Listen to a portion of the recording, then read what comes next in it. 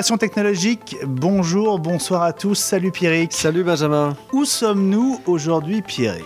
J'allais te poser la question, figure-toi, je me suis dit on était dans les bois en train de se promener à la chasse peut-être avec ta superbe veste aujourd'hui. Mais non, en fait on est tout près du Stade de France. Le lion est derrière. Le lion est derrière, on est tout près du Stade de France où très prochainement la France doit rencontrer le Pays de Galles pour, on l'espère, un plus beau match qu'il n'y a pas longtemps en Italie. Voilà, le message est passé. Non, on est effectivement près du Stade de France, au siège de Samsung, au milieu, dans le showroom des produits Samsung, parce que Samsung, c'est l'invité de ce GenTech, Benjamin. Oui, avec deux invités de chez Samsung avec qui on va détailler l'ensemble des activités de la marque et ces activités sont très nombreuses. D'abord, David Eberlé, bonjour. Bonjour. David, vous êtes vice-président, vous êtes en charge de la téléphonie, de ce qu'on appelle le Digital Imaging, bon, en gros les caméscopes. Oui, les caméscopes et les appareils photo. Voilà. Et puis la convergence, je crois. Oui, les contenus et les services, plus exactement. En un mot, la téléphonie, Samsung. Ben, ça marche très bien. Ouais. C'était plus qu'un mot, mais la téléphonie, on a pris le virage des smartphones en milieu d'année dernière, virage qu'on a réussi puisqu'on est devenu rapidement leader sur le marché en volume. Et cette année, en nombre de téléphones vendus, ouais, sur l'année, sur la deuxième partie de l'année. Devant Nokia, devant si on est leader, BlackBerry, c'est devant tout le monde. l'iPhone. Ouais, devant tous ceux qui font des smartphones. Et notre objectif sur 2011, c'est d'être leader sur cette partie du marché en valeur, donc de lancer des produits... Donc en euros et en dollars. En euros, oui, en euros, et de vendre des produits à plus forte valeur ajoutée qu'on a pu le faire pour attaquer le marché. Eh ben, on va se reparler de tout ça dans quelques instants. David, merci beaucoup de nous recevoir ici. Autre invité, Pierrick, de chez Samsung, c'est Ludovic Simion. Bonjour Ludovic. Bonjour. Alors vous, votre spécialité, c'est les écrans. On est entouré par des écrans plats, la vidéo et le Blu-ray. Oui, c'est tout le bras en général, donc l'activité électronique grand public, télé, plasma, LED, et puis home cinéma, chaîne micro et lecteur Blu-ray. Bon, quand on dit le brin, Pierrick, c'est pas pour toi. J'espérais. En même temps, à force de voir des écrans plats, je me dis qu'il va vraiment falloir que je fasse quelque chose et que je maigrisse un peu, parce que là, c'est de plus en plus plat. C'est sûr. Et puis, on est 5 autour de ces écrans, puisqu'on a le très grand plaisir d'accueillir tu peux le dire, ouais, non, Pépé, c'est énorme. On t'appelle Pépé parce que... prendre des avions, je plante des gens dans les aéroports pour venir te voir et tout, c'est une merveille. Eh ben, on est très contents, ouais, ça fait des semaines qu'on avait mois, envie même. de cette première participation à GenTech pour toi. Est-ce que je vais regretter? Je sais pas encore. Ça se trouve, tout à l'heure, je partirai en disant, mais écoute, mais plus jamais les garçons, plus jamais ça. Tu vas voir, ça va bien se passer. Moi, je suis tout à fait confiant. Patrick Pierre Garcia, journaliste, consultant, spécialiste de tout ce qui touche à la télé, la vidéo, le Blu-ray. Ouais. Membre de l'ESA. Oui, gros membre de l'ESA même. C'est le seul, déjà, en France. On peut quand même expliquer ce que c'est que l'ESA. C'est une association de bienfaiteurs, en fin de compte. Ce sont des gens... Non, rigole pas, mais c'est vrai. Ce sont un journaliste par pays. Tu fais partie d'une sorte de confrérie des membres ESA qui, tous les ans, font des votes par rapport à des matériels qu'on a reçus dans l'année. C'est-à-dire qu'on Samsung envoie des matériels, on dit c'est bon, c'est pas bon, plus jamais, ou des trucs comme ça, et on vote. Voilà. Et après, il y a des prix ESA.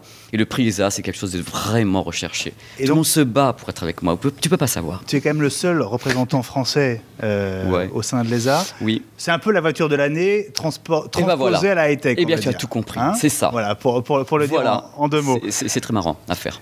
Pierrick, dans l'émission, 2 rendez-vous avec toi. D'abord les jeux vidéo et puis un invité prestigieux. Les jeux vidéo, on va parler de quelques jeux pour adultes.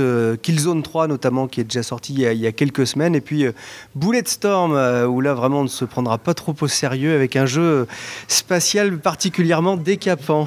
Apparemment ça parle beaucoup à David. et puis cet invité alors prestigieux, Pierrick. Ah oui, j'ai vraiment eu beaucoup de chance. C'était au mois de décembre, je me suis rendu à l'événement Paris CFX, où il y avait Terry Gilliam, et j'ai eu quelques minutes avec le génial créateur de Brazil notamment, et il vous parlera un petit peu de son nouveau projet qui s'appelle 1884, qui est un film d'animation fait avec des marionnettes, avec de la nouvelle technologie. Mais Terry Gilliam, c'est décidément pas un grand fan de nouvelles technologies, il nous en parlera. Et notamment pas un grand fan de la 3D. On le retrouve dans quelques instants, Pierrick. Voilà, retour ici donc à Saint-Denis chez Samsung avec nos invités, et dans quelques instants on va tout de suite parler de la téléphonie et des tablettes avec David Eberlé de Samsung.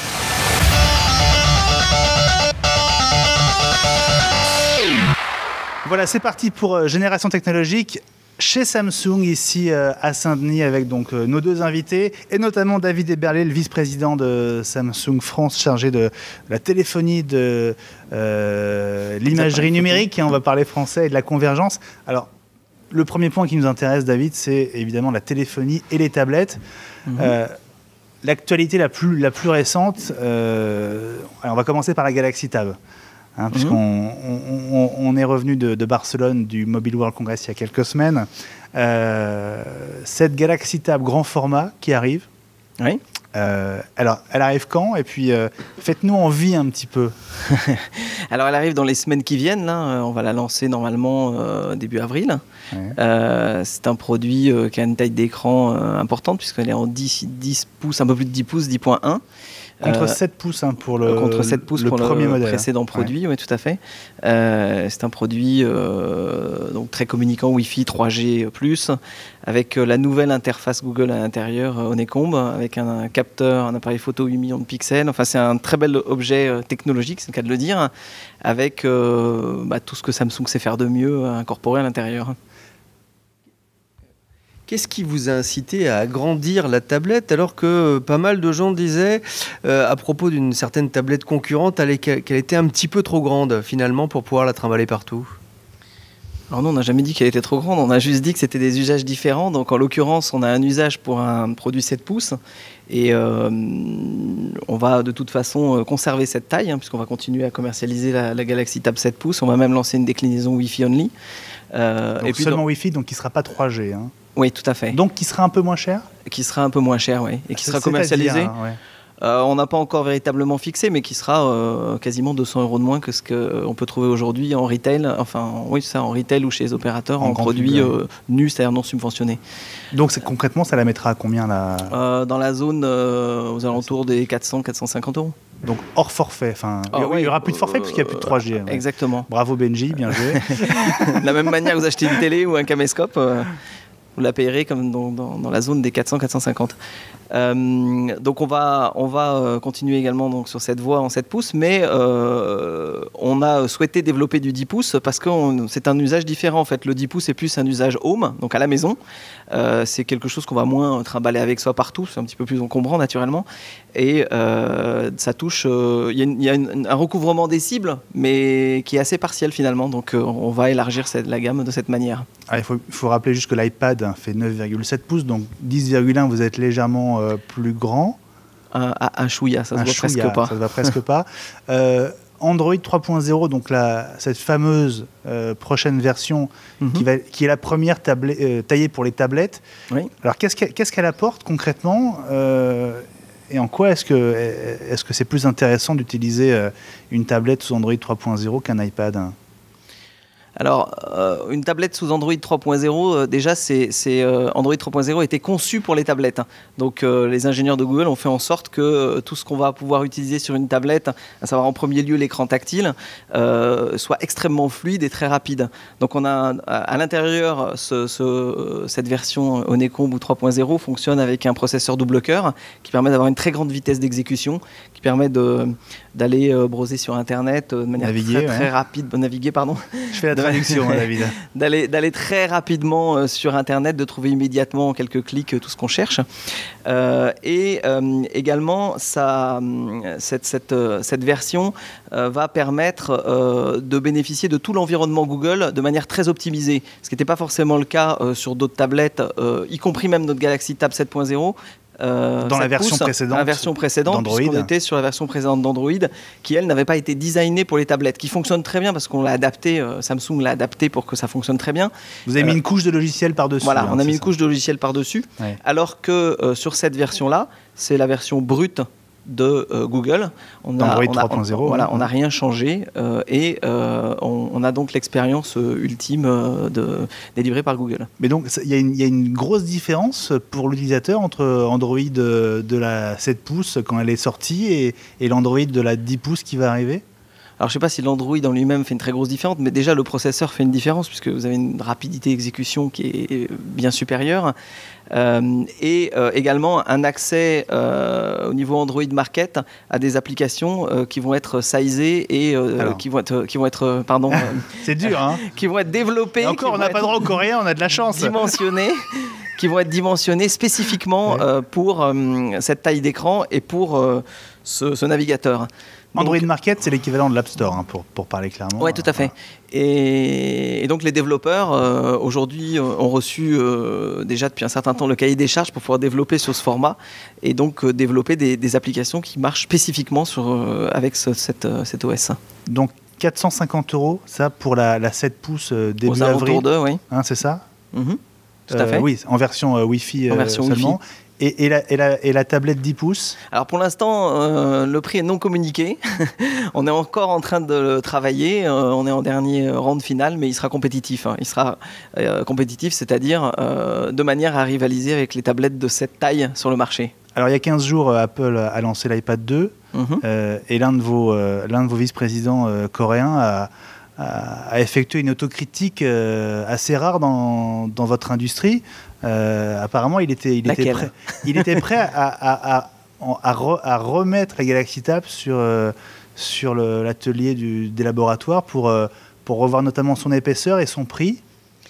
Alors, j'ai bien compris? Il y a un truc qui est assez facile, c'est remettre en cause le prix, parce que là, c'est quelque chose qui est juste une décision politique. Ouais. Remettre en cause l'épaisseur du produit, ça nécessite des investissements et de la recherche. Maintenant, Samsung est une entreprise très réactive. Donc, ce que je peux vous dire, c'est que le produit tel que vous l'avez vu à Barcelone, on va le lancer tel qu'il est, avec un positionnement qui permettra qu'il soit dans le cœur du marché. Qui va changer par rapport à ce qui était prévu initialement ou pas? Qui va certainement un peu changer par rapport à ce qui était prévu. Elle sera moins chère que prévu? Alors, comme on n'avait pas annoncé de prix, je ne peux pas vous dire combien moins cher, mais effectivement, elle sera un petit peu moins chère dans nos plans que ce qu'on avait établi au départ. Mais, grosso modo, dans quelle proportion ni grosso ni modo, je ne sais pas, parce que je n'ai pas encore le prix. Non, mais ce que je peux vous dire, c'est qu'elle sera compétitive. Ouais. C'est-à-dire, elle ne sera pas plus chère que notre principal concurrent. Notre principal concurrent. Parce que 450 € pour une 7 pouces, ouais. Sachant que l'iPad est à 499 €, ça ne vous laisse pas beaucoup de marge pour une 10 pouces si vous voulez être compétitif? Alors, déjà, la 10 pouces de notre principal concurrent, elle va être beaucoup plus chère que ça. Et donc, on sera à peu près dans les eaux de notre concurrent. Et c'est qui votre principal concurrent alors? C'est l'iPad. Ah bon, donc 499 €? Non, parce que 499, c'est l'ancienne version. Ah non, les prix ne changent pas. Non, parce qu'il faut comparer aussi ce qui est comparable. C'est-à-dire qu'on va être sur une version qui va être 3G, nous. 3G Wi-Fi. Ah d'accord, en version 3G Wi-Fi. On n'a pas parlé de la capacité de votre Galaxy Tab. Vous aurez plusieurs capacités? Oui, on aura 16 et 32. 16 et 32 gigas. Voilà. Bon, donc compétitif avec un gros effort sur les prix pour rester voilà. Et pour terminer sur le deuxième sujet, qui est le redesign de la tablette, nos ateliers, enfin nos ingénieurs travaillent constamment pour essayer de faire en sorte qu'on sorte les meilleurs produits possibles. Donc, ils sont déjà à l'ouvrage, mais bien avant que l'annonce d'Apple ait eu lieu, pour mettre en place un plan d'action. Alors, Pierrick, tu étais à Barcelone au Mobile World Congress. Et tu as suivi les annonces de Samsung aussi sur le domaine des smartphones avec un successeur au Galaxy S, hein, le smartphone qui trône à l'entrée du bâtiment ici à Saint-Denis, le S2. Il est question de beaucoup de finesse aussi. Si j'ai bien compris le message, hein, en face, il y avait un autre compétiteur bien connu qui vient à peu près de la même région qui annonçait le moins lourd. Et de l'autre côté, il y avait le plus fin. Là aussi, il y a une demande, pas seulement esthétique, mais j'imagine d'avoir des produits de plus en plus compacts de la part de la clientèle. Alors, effectivement, la clientèle, surtout sur le smartphone haut de gamme, recherche à avoir un bon compromis entre entre une bonne taille d'écran, mais également pas se trimballer un truc qui pèse 3 tonnes et qui va être très encombrant. Donc, il faut faire un mix entre la portabilité, l'ultra-portabilité et l'ergonomie. Et ce mix, donc nos ingénieurs, a priori, l'ont bien perçu et l'ont bien trouvé, puisqu'on va pouvoir offrir dans un environnement très compact un produit avec un écran 4 pouces 3, donc de très grande taille. Aujourd'hui, sur le marché, les écrans 4 pouces 3 sont les plus grands, les plus grands du marché. Ouais, on est plutôt à 4 pouces, voire un peu moins. Voilà, le présent produit Galaxy S était à 4 pouces, était déjà considéré à sa sortie il y a 7-8 mois comme un très grand écran. Aujourd'hui, 4 pouces 3. Ça, c'est le S2, donc c'est le... Voilà, donc ça, c'est le S2. C'est un produit qui a un grand écran, premièrement, qui a une technologie d'écran développée par Samsung, exclusive à Samsung, qui s'appelle Super AMOLED Plus. Cette technologie-là nous permet d'avoir une finesse incroyable du produit, moins de 8 mm et demi.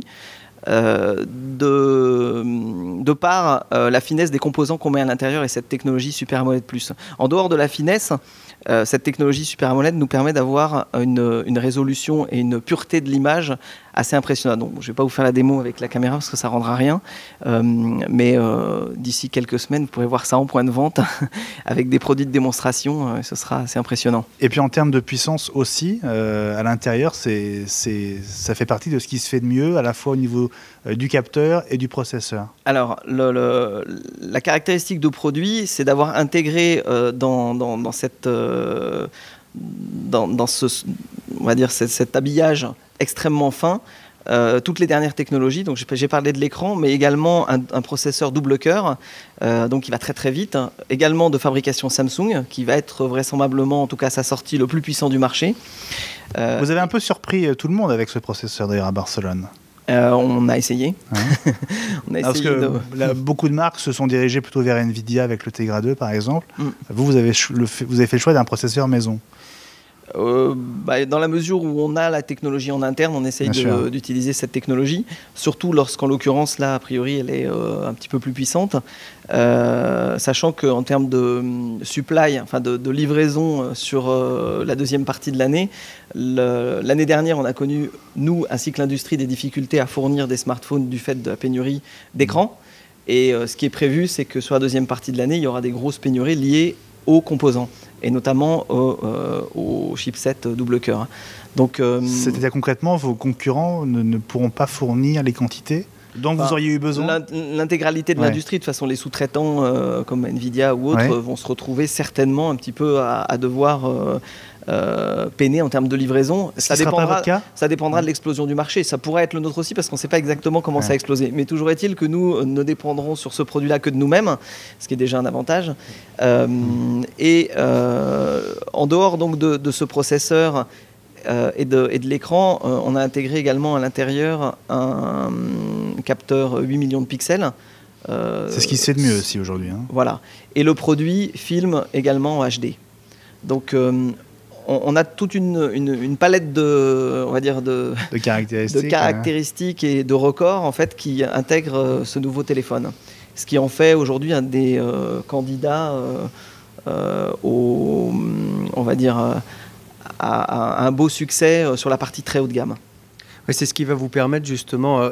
il est remarquablement léger aussi, il n'est pas seulement fin, c'est assez étonnant quand on le regarde. Mais c'est ce genre de produit justement qui va vous permettre d'atteindre votre objectif qui est d'être numéro 1 aussi en valeur. Oui, alors ce produit fait 116 grammes, ce qui est également une extraordinaire performance compte tenu de ce qu'il y a dedans, sans avoir sacrifié la batterie, puisqu'on a une batterie 1650 mAh, alliée à... je ne peux pas vous le dire encore parce qu'il est encore en phase finale de développement, donc on ne l'a pas vraiment testé, mais allié à la technologie Super AMOLED Plus, qui est une technologie qui consomme moins que les technologies TFT classiques, ça nous permet d'avoir une longueur d'utilisation, une durée d'utilisation supérieure encore au Galaxy S, qui était déjà tout à fait acceptable.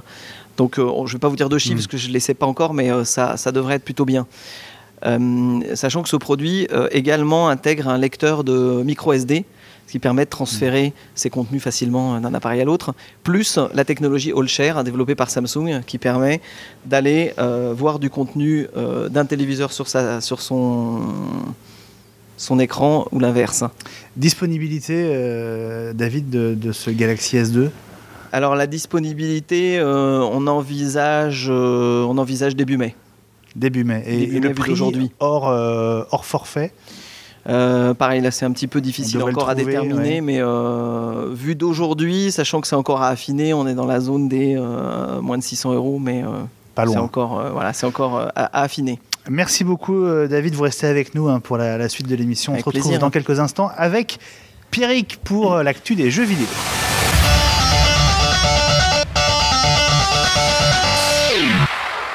Voilà Pierrick, suite de Génération Technologique avec le retour d'une rubrique qui nous a manqué, les jeux vidéo. Oui, c'est vrai que l'actualité jeux vidéo en ce début d'année, c'était pas très très riche. J'avais pas grand chose à me mettre sous la dent, mais là depuis la fin, on va dire la fin février, ça commence un petit peu à changer. Alors je vous ai concocté une petite sélection de 3 jeux. Je démarre avec Killzone 3, le jeu de guérilla qui est sorti sur PS3, et malgré un temps d'installation un petit peu long, c'est moi où la PS3 se transforme en PC. Je me pose des fois un petit peu la question, mais j'ai retrouvé avec plaisir l'univers propre de cette série qui peut postuler au titre vraiment de meilleur FPS sur PS3. FPS, un jeu de tir, je précise, Benjamin. Oui, merci. Ça démarre depuis la dernière fois. Voilà, ça démarre avec une cinématique absolument somptueuse, qui n'est pas sans rappeler les heures les plus sombres du XXe siècle. Le président Elgast Vizari est mort, mais les caciques du régime sont toujours en place, plus revanchards que jamais. Avec une petite partie des troupes de l'ISA, vous allez devoir apprendre à survivre sur leur planète, une planète forcément hostile et meurtrière. Vous n'allez pas être dépaysé, le gameplay, les graphismes qui font aussi le charme de la licence sont toujours là, tout comme l'humour grossier. Alors éloigner les enfants, c'est pas pour eux. T'es tellement con que t'es pas capable d'obéir et de fermer ta grande gueule. Rivalise avec le tir dessus, sur quoi tout bordel. Voilà, pour vous donner une petite idée. Ça, c'est durant la cinématique. Voilà. Vous allez très vite, en tout cas, vous retrouver dans une ambiance de guerre, un monde en folie, en plein désastre. Il pleut de la cendre, des vaisseaux Elgast passent en rugissant. Le gris, le rouge et l'orange ont envahi la planète, une véritable ville poussière. Et les yeux rouges des adversaires, ça sent vraiment le sang écarlate, comme dit la chanson, je ne sais pas si vous vous souvenez. Oui. Entre les cendres, la ferraille, le bruit de verres brisés, de tirs, d'explosions, sans oublier les sortes de barrissements des ennemis éviscérés. Il y a une atmosphère de fin du monde. Encore une fois, les graphismes sont vraiment magnifiques. L'ambiance est particulièrement prenante avec une musique et une bande-son hollywoodienne. La durée de jeu pourra peut-être un petit peu frustrer les gros tireurs, ceux qui terminent très très vite les jeux, qui pourront quand même se consoler avec le mode multijoueur. Pour ma part, à peine fini, j'avais qu'une seule envie, c'était de recommencer avec un mode plus difficile cette fois-ci, Killzone 3. Je le dis, mais vous l'avez compris, c'est quand même déconseillé aux moins de 18 ans, Benjamin. Bon, j'ai beaucoup aimé la référence au grand orchestre du Splendide, personnellement. Absolument. Allez, on continue. Voilà, pour nos amis les bourrins, j'ai aussi reçu Bulletstorm, un jeu 18+, qui se prend beaucoup moins au sérieux que Killzone 3, faut le dire aussi. C'est édité par Electronic Arts. L'histoire, vous êtes Grayson Hunt et vous appartenez à l'escadron d'élite Dead Echo. Votre mission, éliminer les ennemis de la Confédération des colonies. Nous sommes dans le futur, je précise que les colonies ne sentent pas les épices et le cacao, mais les planètes inconnues, les vaisseaux spatiaux. Tout va bien jusqu'à ce que votre petit groupe se rende compte qu'il a été complètement manipulé par un général retors et particulièrement mal embouché. Là aussi, il faudra penser à éloigner les enfants quand vous jouerez, mais pas seulement parce que c'est sanglant, mais aussi parce que c'est quand même assez mal embouché.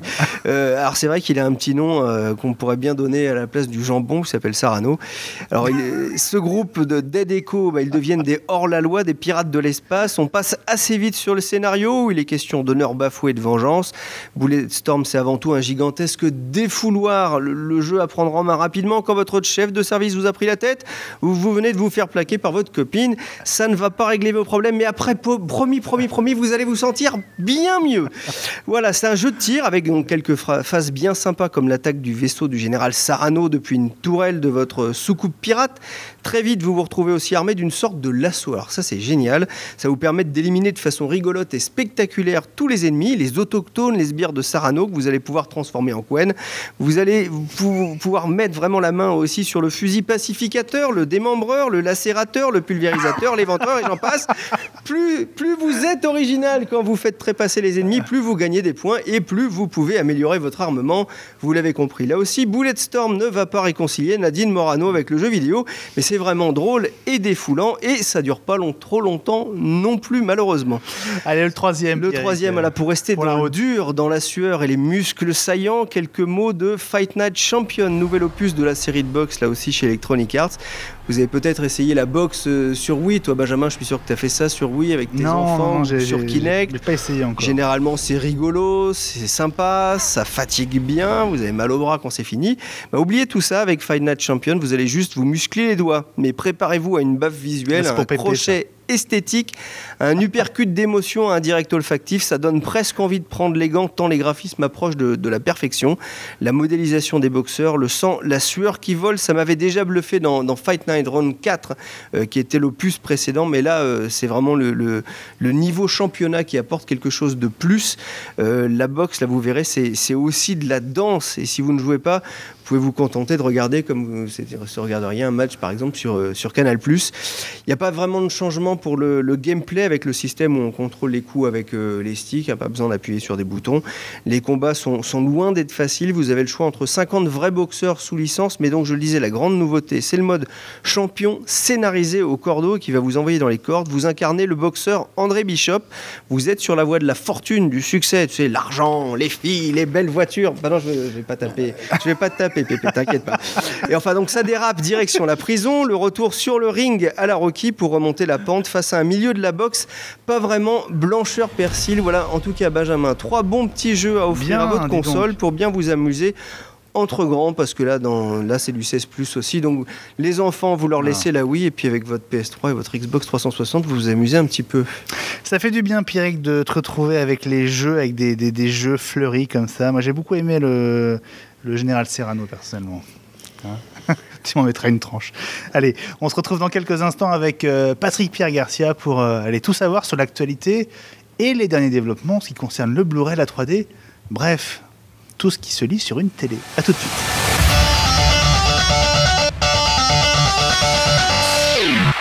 Nous sommes toujours au siège de Samsung Electronics France à Saint-Denis, tout près du Stade de France, au nord de Paris, avec nos 3 invités, dont Patrick Pierre Garcia, et oui, qui... Lunettes ou pas lunettes 3D? Mais non, mais pas lunettes, PP. on ne parle pas encore de 3D. Alors, vous m'avez dit tout à l'heure, attendez, ça sera pour la fin, pour que les gens aient envie de rester jusqu'à la fin de l'émission. Donc moi, j'attends un petit peu. Ok, alors on va parler de la 3D, mais d'abord, on va parler des Blu-ray et du Blu-ray, PP. Ouais. Où est-ce qu'on en est? En France, voilà. Dans le monde... En France, ça se passe quand même super bien. Ça prend. Il y a quand même vraiment un truc qui était intéressant avec la France, c'est qu'au début, quand le Blu-ray est arrivé, bon d'abord, il y a eu la guéguerre au début, acheter des DVD, Blu-ray, ça a foutu le bazar partout. Ça a duré 2 ans, 3 ans quand même. Ça a été quand même, non, un peu plus court que ça, mais ça a quand même été le bazar de chez Bazar. Donc tout le monde a laissé un peu tomber le Blu-ray à ce moment-là en disant ça va être une sorte de mornay, un comme l'autre. Et la France, elle est quand même très réactive. Dès que c'était vraiment finalisé, dès qu'on a dit le Blu-ray est là, c'était très réactif, autant que la France a pu être au niveau du laserdisc au début ou du DVD. Ouais. Pourquoi? Parce qu'on est un peuple de cinéphiles. Nous aimons le beau cinéma, donc nous aimons les façons de faire des Exception culturelle française. Exception culturelle française, donc nous aimons que les films soient bien retranscrits, qu'on fasse attention au format, la belle image, tout ça. Dans ce cas-là, le Blu-ray, oui, on y va, on fonce, tête baissée, on achète, on attend un peu que les prix baissent, parce que n'oubliez pas que le premier lecteur de Blu-ray a coûté 1 750 € chez un concurrent qui est de l'autre côté de la route. Donc ils ont très très vite baissé les prix pour aller vers des choses plus agréables pour le porte-monnaie. Et il a fallu un peu de temps quand même, ça devient abordable maintenant. Ça devient maintenant abordable parce qu'en même temps les éditeurs ont joué le jeu, c'est-à-dire qu'au début les éditeurs ont commencé avec des prix pour les disques Blu-ray, j'entends, mon cher Benjamin, entendez bien mes propos, ils ont commencé avec 34 €, des trucs, les gens regardaient ça en disant mais c'est la même taille que mon DVD, donc je vais pas acheter un truc. Quand on passait du laserdisc ou de la VHS vers le DVD, c'était notre format. Ouais. Mais là on passait d'un truc optique à un truc optique, il fallait faire comprendre aux gens ce qu'était la haute définition, ce que ça pouvait apporter, donc ça a pris quand même un peu de temps. Et aujourd'hui, un film Blu-ray vaut toujours plus cher qu'un film DVD ou pas? Oui, mais la différence, c'est que par rapport à avant, on va dans des promotions qui arrivent quand même très rapidement, c'est-à-dire qu'on va arriver très rapidement avec un film qui était il y a 6 mois à 19,99, et vous allez le retrouver 6 mois après dans des grandes enseignes de toutes les couleurs, où ça va être les 3 pour 30 €. Et tous les gens qui ne nourrissaient pas, par contre, leur PlayStation 3 avec un film, maintenant commencent à en acheter des wagons, parce que ça coûte pas cher, donc ça entraîne tout le reste avec. C'est une sorte de... Voilà, c'est une roue qui tourne de plus en plus vite. Et maintenant, on en est au stade où certaines enseignes avouent carrément, allez hop, un titre sort, un film sort, 28% de part de marché, le Blu-ray, en 3 ans. Donc c'est quand même du jamais vu sur la France. Ça fait 1 sur 3, mais ça ne fait que 1 sur 3. Attendez, vous n'allez pas commencer. C'est quand même extraordinaire d'être arrivé là au bout de 3 ans. Rappelez-vous, le DVD, ça a mis beaucoup plus de temps que cela. Ouais. Et on prévoit pour 2014 59% de taux de pénétration pour la France. Je dis bien pour la France, on n'a pas encore les chiffres sur l'Europe. La France va quand même très vite, faut dire ce qui est. Moi, je n'ai pas tous les chiffres concernant les lecteurs de Blu-ray en France. Ça peut-être tout à l'heure, Ludovic pourrait nous en parler. Si vraiment la France se place aussi dans le peloton de tête avec l'Allemagne, la Grande-Bretagne. Mais pourquoi attendre, Ludovic? On en est où? Au niveau de l'adoption du format Blu-ray en termes de lecteur, aujourd'hui c'est une généralité. Voilà. On est sur un peu plus de 50% du marché qui est fait sur du lecteur Blu-ray. Le DVD étant réservé vraiment au premier prix, aux entrées de gamme pour du renouvellement ou du à 49 € dans les chambres. Voilà. Voire en dessous. Ouais. Voire en dessous. Ouais. Donc c'est important, et vous êtes comme d'accord avec moi, c'est allé très très vite, globalement. Mais non, dans les émissions sérieuses, on vous voit les invités, on m'a toujours dit ça quand j'étais gosse, il faut faire sérieux. C'est allé relativement rapidement, oui, mais c'est lié à une évolution du contexte économique aussi. Oui. Puisque à l'époque, vous mentionniez, donc les lecteurs d'autres marques étaient à 2 000 € ou plus. Aujourd'hui, il faut savoir que les entrées de gamme en Blu-ray, on est sur 99 € et on trouve un très bon lecteur. Sauf chez vous, vous avez quand même les plus chers du marché. Moi, je suis désolé de vous le dire, c'est quand même. Non, oui, mais parce que nos lecteurs lisent tous de la 2D et de la 3D. Mais tu y viendras. Oui, alors on va y venir tout à l'heure. On va y venir tout à l'heure. Juste, Ludovic, il vous viendrait pas à l'idée aujourd'hui d'acheter un DVD? Non, aujourd'hui, non. De toute façon, même quand je conseille des gens autour de moi, mes parents, voire ma grand-mère qui est toujours là, je ne conseille pas forcément de la 3D à elle, mais forcément un lecteur Blu-ray qui, aujourd'hui, tous les formats, que ce soit DVD, Blu-ray, donc en haute def, puisqu'elle a maintenant un écran plat haute définition, compatible avec la télé numérique, ce qui n'était pas son cas avant, et qui est compatible avec tous les formats qu'on peut avoir en termes de compression. Justement, c'était là le problème, c'est qu'au début, quand on a lancé ce format, comme on lance certains trucs, c'est toujours un peu bizarre, je crois que les gens n'ont pas compris que le lecteur de Blu-ray lisait tout. Mais c'était pas le cas au début. Peut-être. Ici, il lisait tout. Le premier qu'on avait eu entre les mains, nous, il lisait les CD, il lisait les SACD, il lisait les DVD. C'est quand même un début de la manœuvre. Mais il coûtait 1 750 € à l'époque. Oui, 1 750 €, mais ça, comme je suis très, c'était un cas unique. C'était ça pour vous faire bisquer. J'ai réussi mon coup, n'est-ce pas? Et donc... Non, parce que c'était un des arguments du clan HD-DVD à l'époque. C'était de dire on est pleinement compatible avec le DVD, ce qui n'était pas le cas du Blu-ray au début. On n'imagine pas une machine qui allait sortir comme ça un cas isolé, une sorte de bestiole qui n'avait pas toutes ses tentacules. Il fallait qu'il y ait tout, quoi. Donc ça durait très peu de temps, cette incompréhension. Mais elle a quand même pénalisé au début le marché du Blu-ray. On pourra parler de la 3D tout à l'heure avec Ludovic, justement ici présent. C'est que la 3D revêt, si vous allez dans le public, ça revêt quand même plusieurs formes. Les gens ne comprennent pas très bien, lunettes, pas lunettes, passif, actif, on ne comprend pas très bien. Il faut qu'il y ait des messages clairs pour que le format fonctionne. Alors justement, soyons hyper clairs, Pépé. Continuons sur la même voie. Parfaitement, Benjamin, je suis là pour ça. Est-ce qu'aujourd'hui, tous les lecteurs Blu-ray permettent de lire des Blu-ray 3D? Mais non, que oui, que non. Bah non, il y a des lecteurs Blu-ray qui sont compatibles 3D. D'abord, il faut dire un truc, c'est qu'est-ce qui change entre un lecteur Blu-ray ce qu'il peut sortir ce qu'il est capable de sortir par la HDMI, c'est-à-dire le flux qu'il est capable de balancer. C'est ce qui change à la base. Enfin, l'idée c'est de dire qu'il y a des lecteurs. On va reprendre le truc à zéro. Un lecteur Blu-ray 3D est compatible 3D, c'est-à-dire qu'il est capable de faire tout plus la 3D. Il ne faut pas brider les choses en disant le lecteur est 3D. Les gens ont l'impression qu'il ne lit que ça. Oui, bien sûr. Il faut tout reprendre à l'envers. C'est comme les télés. Une télé 3D, une télé normale, mais qui fait de la 3D en plus. Après, tu achètes tes lunettes ou pas. Samsung vous donne des lunettes dans le carton ou pas. Il faut voir le côté optionnel pour commencer. Parce que j'ai peur que les gens soient un peu effrayés. Moi, je discute autour de moi, mes potes, et en disant alors, je peux pas acheter ça, les 3D. Moi, j'ai pas de source 3D, au secours. Qu'est-ce que je fais, maman et tout. Il lit aussi la 3D. Oui, moi, j'appelle ça une compatibilité 3D. Dans tous les cas de figure, j'appelle ça compatible 3D. La cerise sur le gâteau, icing on the cake. Quand on est client et qu'on veut s'équiper, beau, hein. Je vous le redis, icing on the cake. Voilà, Benjamin. Quand on est client et qu'on veut s'équiper, oui, il faut des sous d'abord, parce que. Alors justement. Il faut rajouter combien pour avoir un bon lecteur Blu-ray compatible 149 €, vous avez des lecteurs Blu-ray compatibles 3D. Vous vous rendez compte? C'est donné, ma bonne dame. C'est donné. Qu'est-ce que vous nous conseillez? Non, je ne vais pas commencer. En plus, on est là. On a besoin de savoir. Il y en a chez Samsung. Des Wunderbar, très très jolis, qui font le café aussi, le thé vert. Il y a des choses très très bien. Mais je peux pas être dans ici. Je crois que Pierrick veut dire quelque chose. Mais non, il parle pas, il n'est pas invité lui. C'était juste la traduction de Wunderbar. Parce que moi je n'ai pas fait allemand. C'est fantastique, fabuleux. D'accord. Wonderful. Merci. Excusez-moi, je suis confus. Mais donc, alors, c'était quoi la question déjà? 149 €. Oui, 149. Voilà un point de repère qui me 149, tu as ton lecteur qui fait tout. Il upscale tes DVD en 1080p. Il lit la 3D derrière une télévision. Il y en a maintenant à partir de... En téléviseur 3D 799 €. 799 €, je l'ai trouvé tout seul en plus, regardez un peu comme je suis balèze. Et il y en a aussi chez d'autres fabricants, je ne citerai pas, je ne peux pas être ici. Donc, je viens de faire un calcul incroyable, une addition à 948 à 900 boules, t'as tout. On a un écran et un lecteur Blu-ray 3D. Yes. Alors ça, c'est comme un truc à dire aux gens. Faut les lunettes. Qui upscale. Bien vu, David. Qui upscale en plus. Et ça, c'est chez Samsung ou c'est un lecteur d'une autre marque, Chez PP? Samsung, il y a... Non, D'accord. On parlait du marché. on parlait du marché général avec Samsung qui est bien sûr de toute façon leader partout, donc on aurait mauvaise grâce de dire oui, bah non. Bah alors je peux pas, donc après je peux passer des autres marques, là ça me gêne un petit peu. Non, mais ils sont venus avec les scuds tout à l'heure, Ah ouais. donc ils Non, mais, sont plus baraqués que moi. Si je fais ça, je Non, vais mais me prendre un quelles sont les C'est ça, oui. quelles sont les marques de référence quand on veut choisir un lecteur Blu-ray et un lecteur Blu-ray Alors compatible d'abord, 3D? mais c'est difficile comme Ah question bah si, aussi. on a Je besoin vais de être savoir. franc. Moi je suis. On est chez Samsung, mais il n'y a pas que Non, Samsung. en tant que journaliste, il y a quelque chose que je remarquais aussi j'ai commencé dans le métier il y a peu de temps, hein, je suis un tout jeune, tout le monde se marre bien sûr, et il y a un truc que j'ai remarqué, c'est que certaines marques qui sont investies en même temps dans le secteur professionnel, c'est-à-dire dans le secteur aussi cinéma et autres, les studios, ont quelquefois des matériels qui sont un peu plus, un peu meilleurs techniquement sur certains points de vue, certains traitements vidéo entre autres. Je pense à Sony, qui en même temps Sony Pictures, qui fait lui-même ses télécinémas et autres. Je pense quelquefois une union, oui, je savais très bien qu'en disant ça, parce que justement je citais Sony et Panasonic. Sony et Panasonic qui tous les deux sont en même temps des acteurs du cinéma Hollywood. Quand on parle télé vidéo, on ont peut leur pas les citer. studio de pré-mastering, qui font des Blu-ray, qui utilisent la chaîne de fabrication de tout ce qu'ils font pour l'appliquer à l'électronique et vice-versa. Donc ces gens-là, étant en secteur pro et grand public, utilisent certaines recettes pour mettre d'un côté à l'autre.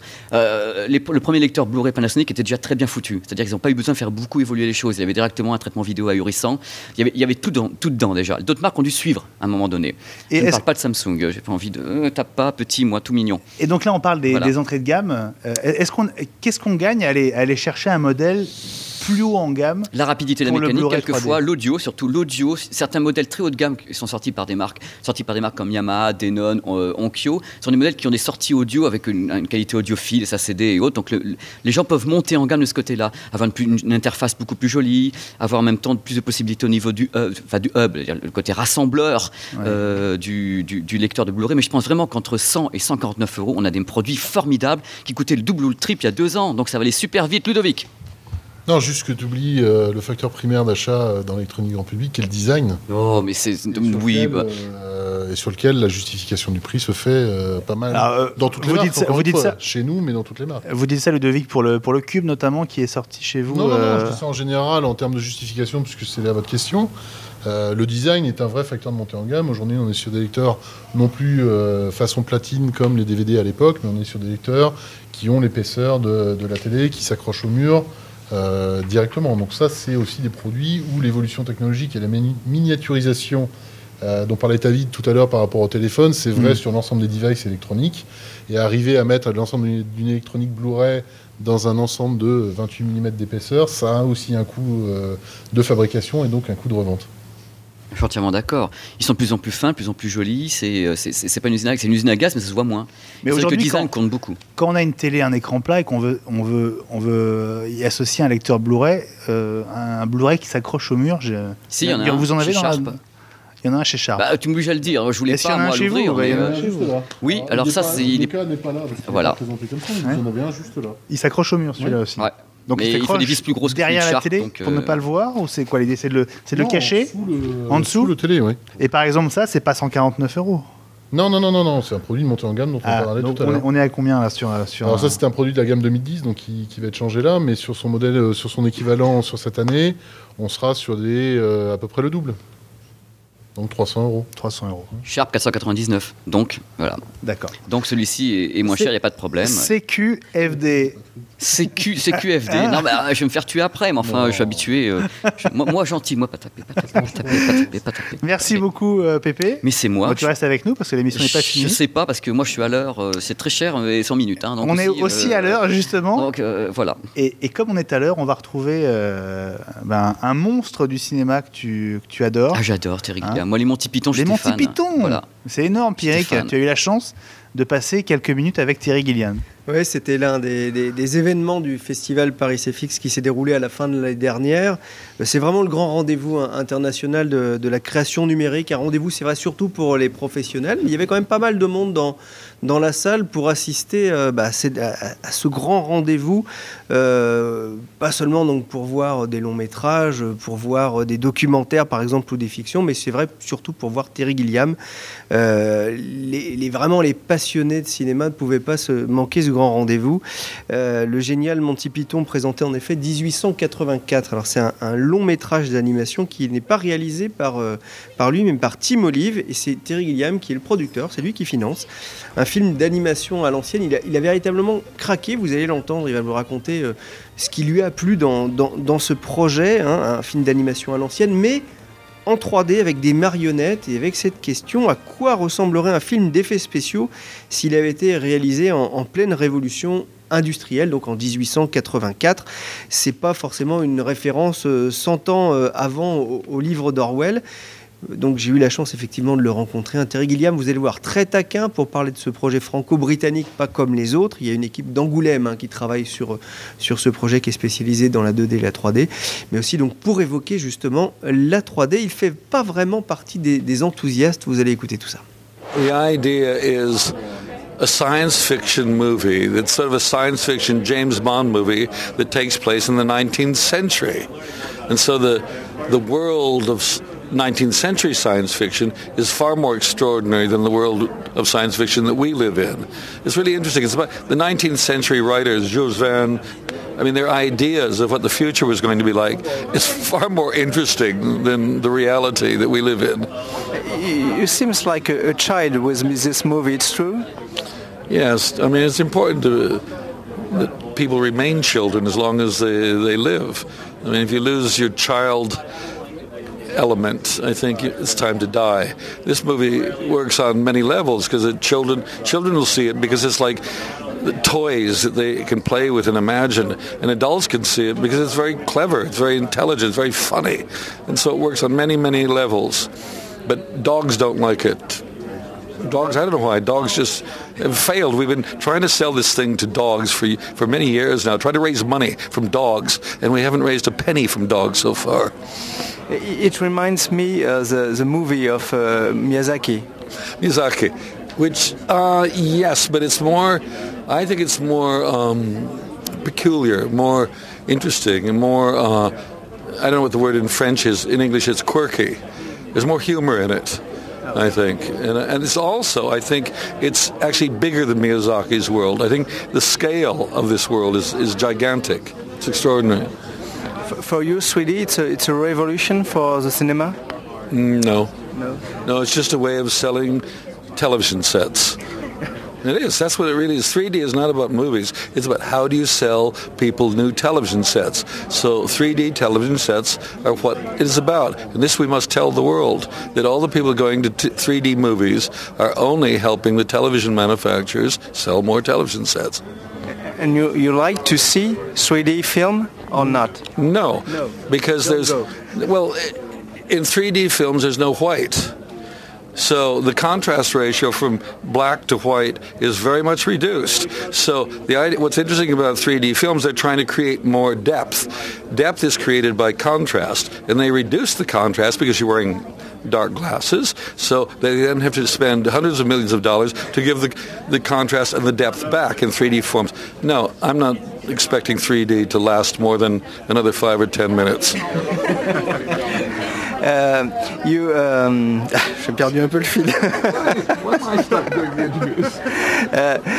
I remember Brazil. You have in Brazil a vision of progress, a vision of a future, very disturbing.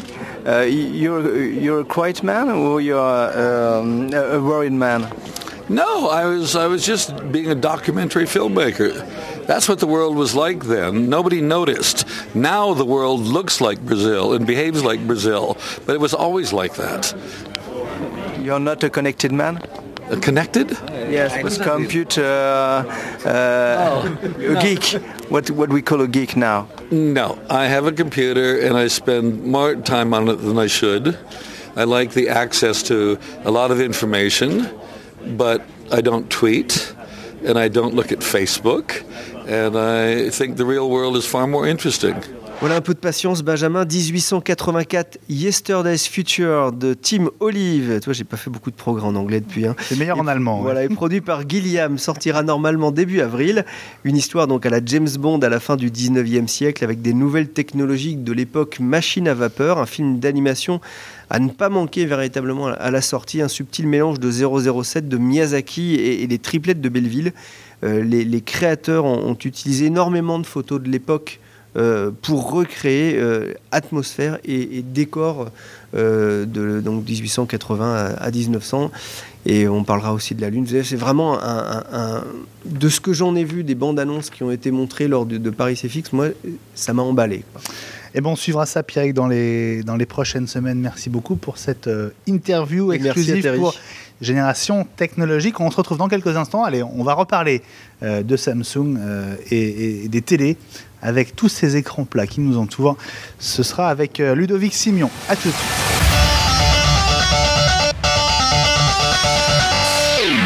Voilà, Génération Technologique, suite et bientôt fin. On est toujours au siège de Samsung France avec Ludovic Simion. Ludovic, alors, on a fait un petit peu le tour de ce showroom tout à l'heure, tous les deux. Ouais. Alors, avec un mélange de gamme actuelle et de la nouvelle gamme qui est en train d'arriver. Oui, tout à fait. On est en pleine période de changement de gamme, là, sur avril-mai. Des écrans qu'on a vus avec Pierrick au CES à Las Vegas, et Pépé était pas loin d'ailleurs. On se souvient notamment de cette conférence de presse avec l'écran dont le gros cadre a été enlevé pour découvrir le cadre réel de cette nouvelle gamme. C'est celui-là ? C'est un des produits concernés par cette évolution technologique. Ouais. Donc il y a quasiment plus de bord en fait. On est sur un cadre qui fait 5 mm d'épaisseur. Donc on n'y est pas pour grand-chose. Nos ingénieurs ont réussi la prouesse en fait, de miniaturiser un maximum le système de rétroéclairage LED qui est sur les côtés du produit pour intégrer le tout dans 5 mm d'épaisseur. Et alors là on est face à l'écran, mais quand on est sur le profil, le profil est aussi fin que le bord de l'écran. Là, Alors sur le profil, on est un peu plus épais, parce que là, on est sur une épaisseur classique de LED qu'on a lancé depuis 2 ans, puisqu'on est sur un peu moins de 3 cm d'épaisseur. Ah oui. Sachant qu'on a des produits comme celui qui est exposé là-bas, qui fait lui moins de 8 mm d'épaisseur, mais qui est vraiment par contre notre très haut de gamme et notre fleuron. Donc là, c'est le fameux C9000. Oui, tout à fait. Dont Pépé, tu avais parlé sur Technologique il y a quelques mois. C'est votre haut de gamme. Alors, quelle est l'évolution, les dernières tendances en termes de technologie d'écran LED de tous les côtés ? 3 grosses tendances. Le LED, qui va remplacer au fur et à mesure le LCD et sur toutes les tailles d'écran. C'était vrai sur les grandes tailles, mais ça sera aussi sur les petites tailles d'écran maintenant. Le principal intérêt du LED, c'est quoi ? C'est la finesse de l'écran ? Il y en a 3, c'est la finesse de l'écran, la qualité de l'image, puisqu'on a quand même un rétroéclairage plus puissant, et l'économie d'énergie en termes de consommation électrique. Voilà, ça, on a les 3 avantages principaux du LED dans la promesse produit. Après, derrière, ça dépend des marques, ça dépend des solutions qui sont adoptées. Donc le LED est toujours une évolution depuis 2 ans et depuis que Samsung l'a introduit. La deuxième, c'est l'essor de la 3D. Toujours, puisque c'était une technologie qui était, ou une capacité, tu parlais de capacité tout à l'heure, à lire du contenu 3D. Là, c'est de la capacité à l'afficher. On était sur des produits haut de gamme. Là, cette année, ça va couvrir les segments cœur de gamme et haut de gamme. Donc, on sera sur concrètement, quel pourcentage des télés que vous fabriquez sont 3D ? Alors, sur les télés, ce serait un peu dommage, parce que là, on va prendre en compte, mais uniquement sur du 40 pouces et plus, donc 1 mètre de diagonale et plus, on a un peu plus de 60% de la gamme qui est compatible 3D. Enfin, qui est capable aujourd'hui d'afficher du contenu 3D. Et si on rajoute à ça la gamme plasma, parce que là j'étais uniquement sur les LCD et LED, on arrive à 75%. Donc 3/4 de la gamme seront capables d'afficher la 3D. On peut encore parler du surcoût, de combien coûte un écran compatible 3D par rapport à un équivalent qui ne le serait pas ? Alors chez d'autres ou sur le marché, oui, je pense qu'on peut l'imaginer. Nous, en fait, le 3D est une caractéristique, une capacité qu'on offre aux consommateurs, mais à l'intérieur d'un package complet de caractéristiques. Puisque chez nous, une télé 3D, c'est forcément une télé qui est 200 Hz, donc une capacité d'affichage doublée, notamment sur des contenus 2D, donc une qualité d'image optimisée. C'est de la télé connectée, avec un accès à un monde de services, comme est présenté devant nous, même si personne ne le voit là. C'est également... Mais aujourd'hui, on peut estimer le surcoût d'un écran compatible 3D par rapport à un qui ne le serait pas ? On est sur des surcoûts de l'ordre de 30 à 40%. Quand même ? Oui. Ça reste non négligeable. Alors c'est lié aussi à un choix technologique, je pense que vous alliez y venir. qui est celui de la technologie active, qui réclame effectivement un traitement particulier. Ouais. Alors, technologie active, on va rappeler ce que c'est. La technologie active, en fait, c'est une technologie d'affichage de la 3D qui comment dire ça, qui tient en lieu, tu pourrais me le dire, mais c'est de l'affichage de 2 images en simultané, une par œil, mais qui sont des images en haute définition chacune. Pépé, en 1080 lignes. Un petit micro. Non, mais la différence principale entre la 3D active et passive, c'est que la 3D active, tout simplement, c'est du Full HD comme sur un film normal en Blu-ray. La 3D passive, vous divisez la définition par 2. Mais d'un côté, vous avez besoin de lunettes très lourdes, et l'autre, qui seront de moins en moins lourdes. Tu vois, dès que je prends le micro, là, Ludovic, et de l'autre côté, des lunettes, il peut y en avoir 5, une boîte de 5 à l'intérieur de l'écran. En fin de compte, il y a une dualité. Je pense que l'avenir, je ne sais pas comment il se dessine. Ludovic va peut-être pouvoir me dire entre la 3D active et passive, puisqu'il y a des constructeurs qui visiblement ont envie de se tourner complètement vers la 3D passive ouais. Et d'autres qui restent sur la comme 3D LG, active. Notamment. J'ai pas employé. Oui, en effet, LG. J'ai eu une annonce de Sony hier disant qu'ils tournaient vers la 3D passive, mais ils sont patients encore. J'ai une annonce officielle hier, donc qui est arrivée. J'en sais pas plus. Là encore, on parle de choses. Je sais que le consommateur ne sait même pas de quoi on parle. On est entre professionnels, là, mais actif, passif, les gens. Sur quels critères est-ce que les marques évoluent vers la technologie passive? Je pense le coût de fabrication déjà. Je sais pas ce qu'en pense Ludo, mais. Oui, on est sur des coûts. On est plus sur des coûts de commercialisation plutôt que des coûts de fabrication. Dans un premier temps. Après, derrière, c'est que un des freins à l'utilisation de la 3D ou à la démocratisation de la 3D était le coût des lunettes, puisque des lunettes actives sont plus chères que des lunettes passives. C'est 2 écrans. C'est une centaine d'euros. On est un peu moins que ça. Il y a différents types de modèles, que ce soit sur pile ou rechargeable. Mais on est sur une gamme de prix allant de 80 à 150 euros pour une paire de lunettes. Comme toutes les marques, c'est général. Contre eux, je ne sais pas. Là, c'est pas. C'est par pack de 4 les autres, donc c'est 4, je crois que c'est 20 euros. Oui, c'est ça. Mais c'est carrément l'intérieur des télés, mais c'est pas la même qualité d'image. Encore une fois, nous on a des tas de démonstrations faites à la presse. J'en viens d'ailleurs parce que j'étais en démonstration avec une marque qui m'a fait une démonstration de deux mêmes films en passif et en actif. Moi, je trouve que c'est le jour et la nuit, mais peut-être que le public le trouvera pas. Donc, avantage à la technologie active. Actif, du moment qu'on ne penche pas la tête de tous les côtés parce qu'on perd l'effet. Je trouve que la qualité d'image en actif, on a une profondeur de champ qui est extraordinaire. En passif, c'est intéressant pour d'autres raisons, mais moi j'ai l'impression qu'on voit une sorte de lignage, qu'on voit quelque chose de différent. Pour moi, c'est une sorte un peu... C'est très compliqué en tant que journaliste d'arriver vraiment à faire avoir un discours clair là-dessus, parce que moi, ce que j'aimerais, c'est que le maximum de gens aient accès à la 3D, et la 3D de qualité. Mais en même temps, qu'est-ce qui va se passer? J'avoue que j'ai du mal aujourd'hui à dire ce qui va se passer. Peut-être que Samsung a vraiment une idée, façon boule de cristal ou marre de café. Moi, je ne l'ai pas. J'ai du mal à savoir ce qui va se passer. Vous allez vers quoi concrètement pour la 3D? Aujourd'hui, de toute façon, nous, la vision, vous, la vision sur Luminion, c'est de l'actif. Les autres, c'est On a été l'une des seules marques à pas désirer présenter de 3D sans lunettes sur le CES. Oui. Et on s'était expliqué à l'époque pourquoi, parce que de toute façon, on voulait présenter des solutions qui étaient commercialisables à court terme et non pas des produits de bureaux de recherche et développement. Voilà. C'est un point très important. On se souvient de ce qui s'est passé du côté de Toshiba au CES, avec cette annonce de. Oui, enfin, c'est eux qui ont quand même. Ils ont quand même lancé. Ils ont mis le bazar, on va dire, dès le début du salon. Concrètement, vous pensez qu'il faut attendre encore combien de temps pour avoir une technologie grand public à un prix abordable? Sans lunettes.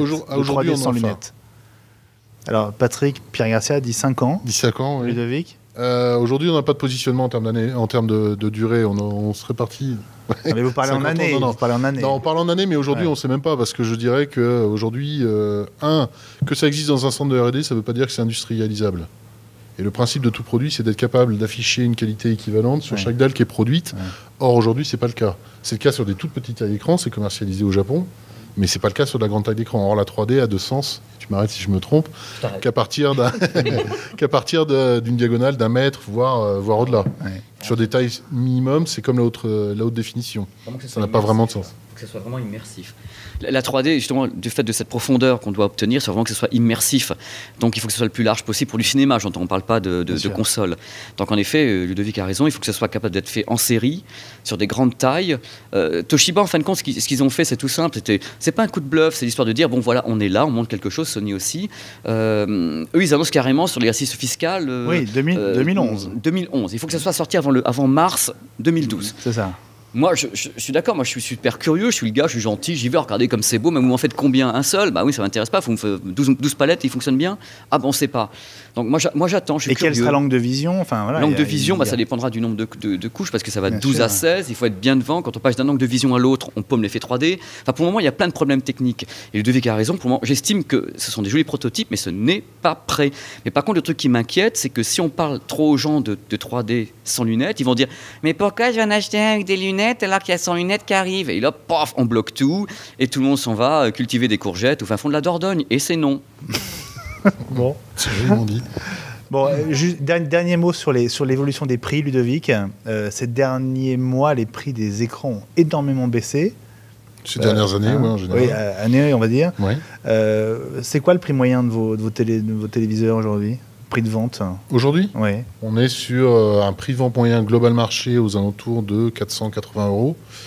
Et on est sur un prix de vente au niveau de la marque à 621 ou 622, si je ne m'abuse. Donc ça a quand même énormément baissé. Hein. Je me souviens qu'il y a 3-4 ans, il fallait 2000 € pour s'acheter un 40 pouces, un 42 Quand on parle de pouces. prix de vente moyen, on inclut aussi les 19 pouces, les 22 d'accord, les pouces, tout et des petits. choses comme ça. Hein. Voilà. Là, c'est le prix de vente moyen. Donc, on est toujours sur un marché du 19-22 qui représente quelque chose comme 1 million de pièces à l'année, voire un peu plus, donc qui font forcément baisser les prix là-dessus. Après, derrière, en termes d'évolution sur du 40 pouces, donc 1 mètre de diagonale ou au-delà, on reste sur des prix de vente moyens aux alentours de 800 €, donc beaucoup plus bas qu'il y a 2-3 ans, effectivement, mais beaucoup plus haut que le prix de vente moyen. Pierre,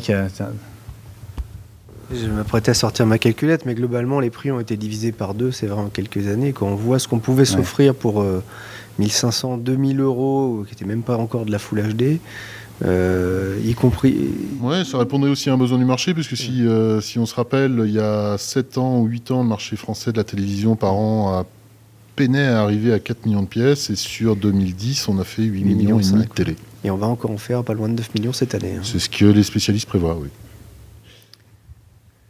Merci beaucoup, messieurs.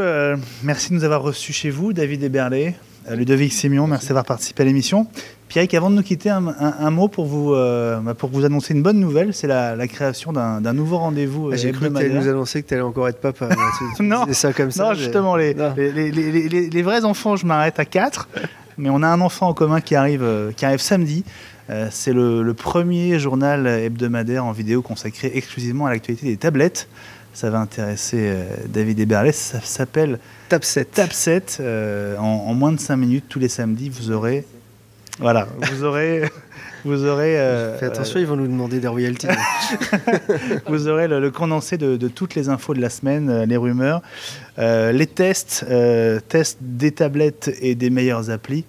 Et on attend avec impatience, du coup, la prochaine Galaxy Tab 10.1. Voilà, et en attendant pour un test dans le Tab 7. En attendant la 10.1, si tout va bien, on vous proposera en exclusivité le test de la Zoom de Motorola. Donc ce sera dès samedi 19 mars dans Tab 7, donc à suivre sur technologique.fr. Merci beaucoup à tous les trois. Bon retour à Paris, on n'est pas très loin. Et à dans 15 jours, Pierrick. À dans 15 pour jours, un nouveau numéro de Génération Technologique. Salut à tous.